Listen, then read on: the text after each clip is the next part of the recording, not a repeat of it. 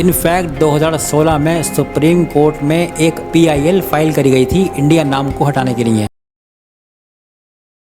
और तब central government ने, प्रधानमंत्री मोदी की सरकार ने इसे अपोज किया था। जो चीज़ हमने आपको आज वीडियो में बताई, यही चीज़ मोदी सरकार ने सुप्रीम कोर्ट को कही थी कि कॉन्स्टिट्यूशन के आर्टिकल 1 की पहली लाइन में लिखा है, India that is Bharat shall be a union of state. और देश के नाम को लेकर जो भी चर्चा होनी थी वो उसी वक्त हो गई थी जब इंडियन कॉन्स्टिट्यूशन को लिखा जा रहा था। सुप्रीम कोर्ट ने इस प्ली को एंटरटेन करने से भी मना कर दिया था। उस वक्त के चीफ जस्टिस ऑफ इंडिया ने भी कहा था, भारत या इंडिया, अगर आपको भारत बोलना है तो आप भारत बोलिए, अगर किसी को इंडिया बोलना है तो वो इंडिया बोलेंगे। 4 साल बाद 2020 में सुप्रीम कोर्ट में एक और सिमिलर पेटिशन फाइल करी गई थी और फिर से सुप्रीम कोर्ट ने उसे लेने से मना कर दिया था। तब जो चीफ जस्टिस ऑफ इंडिया रहे थे शरद अरविंद बोबडे, उन्होंने भी यही कहा था, Bharat and India are both name given in the constitution. दोनों देश के नाम हैं जिन्हें कॉन्स्टिट्यूशन में कहा गया है। और बीजेपी भी इंडिया नाम के साथ खड़ी रही थी, जो कि सही चीज़ थी। लेकिन अब जब ऑपोजिशन ने अपना नाम इंडिया रखा तो सिर्फ पॉलिटिक्स के लिए बीजेपी के लोगों ने इंडिया नाम को गाली देनी शुरू कर दी। देखिए, हम समझते हैं पॉलिटिशियन को राजनीति करनी होती है, ये उनका काम है, उन्हें इलेक्शन जीतना होता है।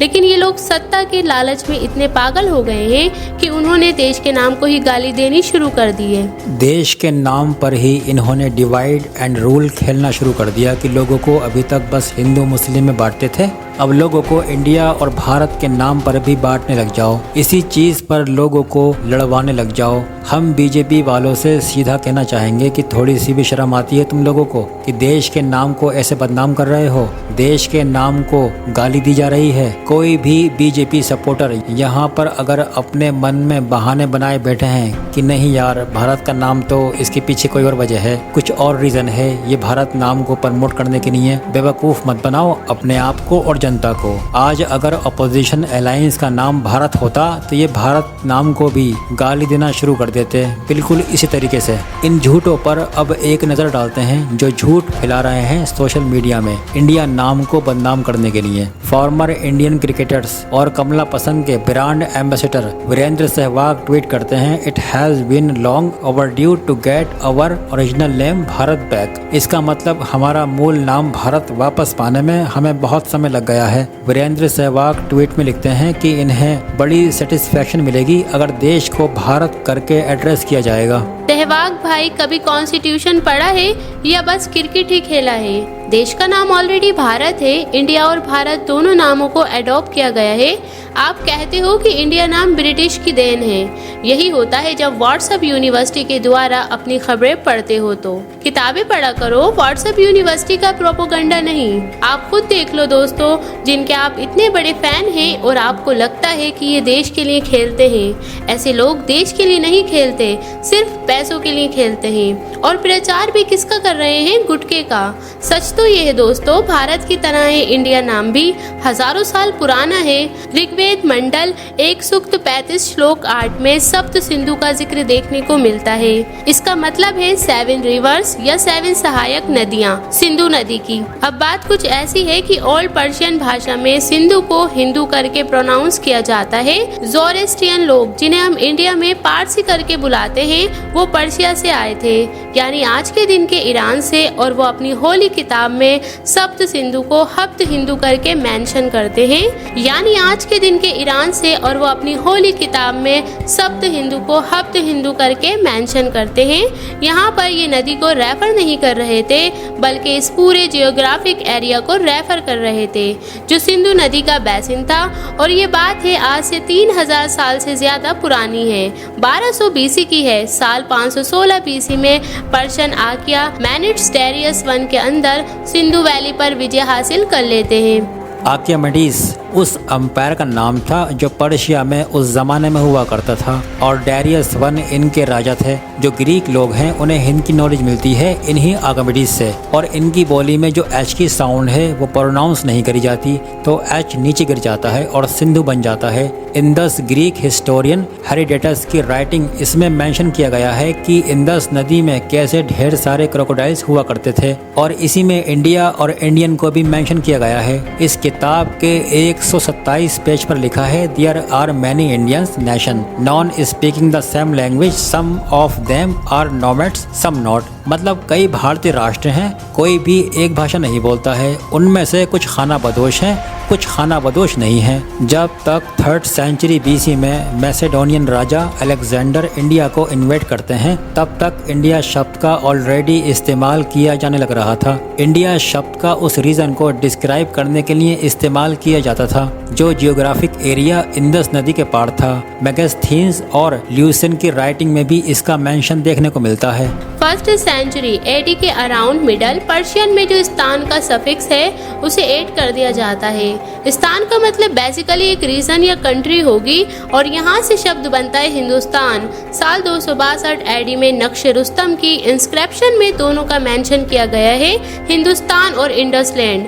दूसरी तरफ भारत या भारतवर्ष शब्द का जो ओरिजिन है यह हमें देखने को मिलता है पुराणिक लिटरेचर और महाभारत की एपिक में। तो यहाँ से कहा जा सकता है कि इंडिया, भारत, हिंद, हिंदू, हिंदुस्तान ये सारे शब्द हजारों साल से भी ज्यादा पुराने हैं। हिंद हिंदू और हिंदुस्तान पर्शियन से निकला और इंडिया ग्रीक से निकला।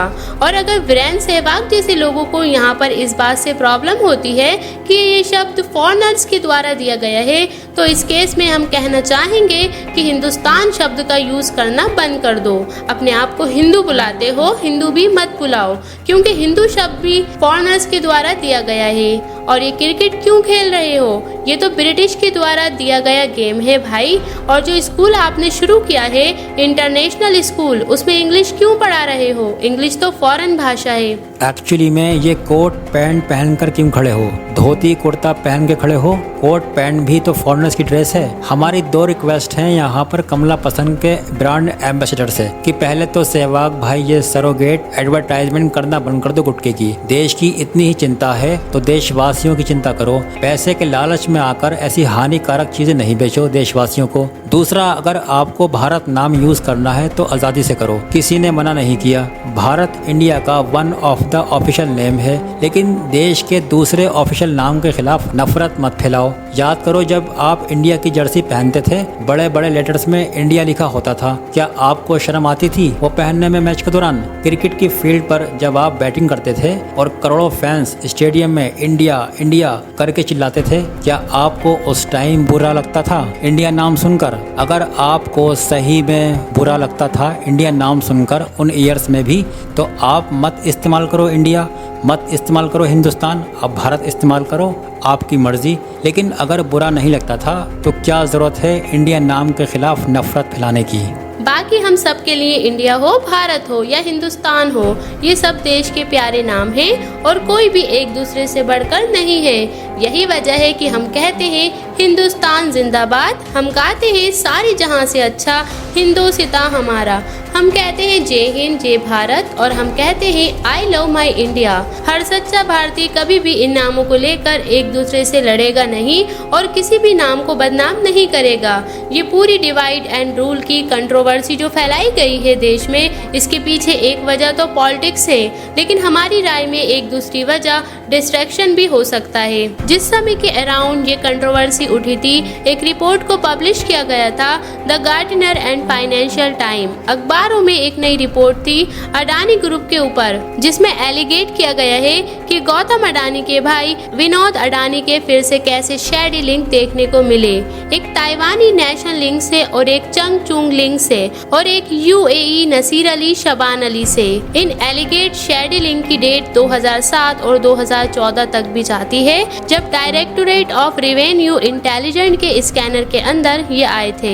इस नई रिपोर्ट के द्वारा उठाई गई एलिगेशन की समरी ये है कि अडानी का पैसा इलीगली इन्वेस्ट किया गया। अडानी के स्टॉक में ढेर सारी शेल कंपनीज और इंटरमीडियरी फंड्स के एक सीक्रेट ट्रेल के द्वारा इसी रिपोर्ट में सरकार की रेगुलेटरी एजेंसीज पर भी सवाल उठाए जाते हैं कि उन्होंने चीज़ों को चेक में क्यों नहीं रखा। इसके रिगार्डिंग 3 चीज़ें मेंशन करी गई हैं, कैसे गौतम अडानी के बेटे के फादर इन लॉ सेबी की कमेटी में रहे कॉर्पोरेट गवर्नेंस की, और साथ साथ अडानी ग्रुप के लीगल एडवाइजर भी रहे, एक डायरेक्ट कॉन्फ्लिक्ट ऑफ इंटरेस्ट।